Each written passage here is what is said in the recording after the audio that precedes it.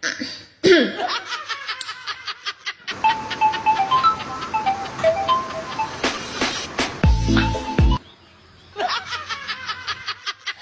assalamualaikum. Waalaikumsalam. Tania toh? Halo, jek kelingan aku berarti iki. Pepek nomorku jek mbok simpen. Yo isik no. Sik, piye Mas? Piye apane? Wis ganteng belum?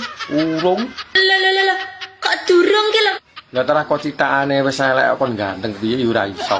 Masya Allah Mas, sampeyan apa gak ngerti sing jenenge Secincare to Mas Apa wi film kartun? Berarti panu sing ndek boyokmu ki jek. Yo isik malah tambah akeh. Masya Allah, sikilmu ya jek rangen. Isik. Berarti ya raimu jembel gadus ngono kae. Malah tambah wiring kok. Ya Allah ya Rahman. Mas, tak kandani ya Mas. Omongnya apa?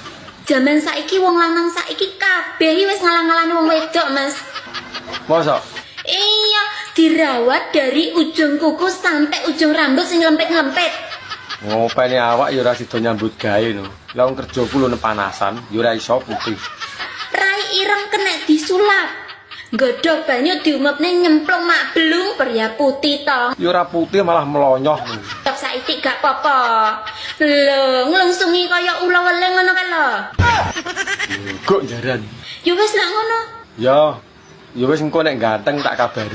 Uang kok dijang ganteng kok angel heran. Ya wis. Assalamualaikum. Waalaikumsalam. Anjay.